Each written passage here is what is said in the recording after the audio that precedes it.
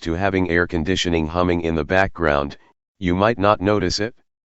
Then on the day of the shoot, you'll find you're getting a loud hum in the background of all your audio. If you can, get it turned off. Other hazards are aircraft flying overhead and sirens wailing past. The problem might not seem too bad at the time of shooting. It's when you come to edit that you discover the headache. If you cut from one shot to the next, and each shot has some or no aircraft sound, or a different tone/volume as it passes, it suddenly becomes very noticeable. Background noise issues can also be fixed or reduced by using software such as Adobe Audition. You will need to think about lighting. There's nothing wrong with shooting your film with available light. I shot my last film without any lighting equipment, including night shots. We had street lights and car headlights. There were some shots in the woods, so I waited until twilight, that moment when the sun is just moving behind the horizon, so that there was some light, enough to film in, but dark enough that it gave the impression of night. I also used a day for night grading style when editing. The great thing about smartphone filmmaking is you can spend as long as you want experimenting. If you have time before the shoot, go to the location and try some shots with your phone. Don't be afraid to explore the location and just see how it looks on camera. When filming, if it's not looking good on your phone screen, don't just accept it. Move things around. Try a different angle, a different camera position or movement. Turn the actor to the light, away from the light, side onto the light, which one looks best? Still not right? Go down the street and see if there's something more inspiring. Use what you have access to. When I was filming my feature with a consumer camcorder, we had an exterior scene on the street with 2 actors. At the time I worked near the BFI South Bank, and the front entrance was one big white light box.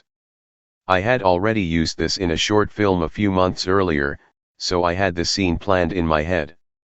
And rather than light the characters traditionally, I had them stand in front of this wall of light, so they appeared as black silhouettes against it. I used the environment to my advantage, it looked cool and it was different and cost me nothing. And that's how you should be thinking if you have no money to make films. Think about all the cool places you know in your town that you can use as a backdrop or lighting effect. So when I say you should be thinking about lighting, when you're smartphone filmmaking, that means think about what light is on offer to you. Even Steven Soderbergh, who had $1 million to shoot Unsane, used available light for 85% of the shots in that film. Be creative, improvise, and your film will look different to the rest. You will need to think about editing. You've been filming for 3 days, you have a few hours of footage, and it's looking awesome. But will it cut together? Editing is where you really learn to be a filmmaker. So I recommend you edit your footage yourself. Editing gives purpose to your shots. Without it, your shots are meaningless. They are like random sentences from a novel jumbled up together. Now you have to place them in an order that creates something visually compelling and tells a story. At this moment, all the shots you wish you had will suddenly become apparent. You'll see shots you'll wish had lingered longer on. Or wish you hadn't panned just at the moment actor did something amazing. All those shots you didn't get, or didn't quite get the way you now realize would have worked better when cut to another shot, teaches you more about filmmaking than anything you've done so far. But what do you use to edit your film? I have used Final Cut Pro in the past. But I now use Adobe Premiere Pro. Some people edit in their phones, I've never done that. Here's a list of the 5 best Android video editors. Read more, editing tips. Again, the web is full of more editing tutorials and tips than you can ever watch or read in one lifetime. So here's what I suggest. Practice makes perfect. If you're just starting out, don't worry too much about the technical side, just go out and start shooting films. Then, whatever software you choose to edit with, upload your footage and get cutting. Finish your film. Your first film will be bad, probably. But finish it, okay. Now go out and shoot another one. Because when you shoot this second film, what you learned from editing your previous movie now informs all your shot choices for this one. All those shots you wished you had when you were trying to cut that clumsy footage into something not too clunky and ugly, all that pain and sweat, will now drive you to get better footage. There's no way you're going through that pain again, right?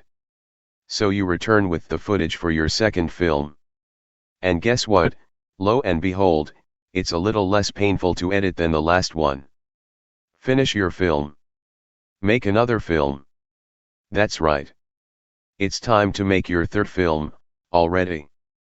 Wow, that time passed quickly, didn't it? So you start filming and this strange feeling comes over you. A feeling that, hey, you almost know what you're doing. Almost. So you find yourself hunched over your PC or MacBook or whatever you're using. And yes, the new footage is actually cutting together quite nicely. You're feeling pretty proud of yourself, because you imagined this shot would go to this shot and then this shot. And holy shit, it actually worked, exactly as you thought it would. You will need to think about casting and directing actors. Only if you're intending to shoot fiction, of course.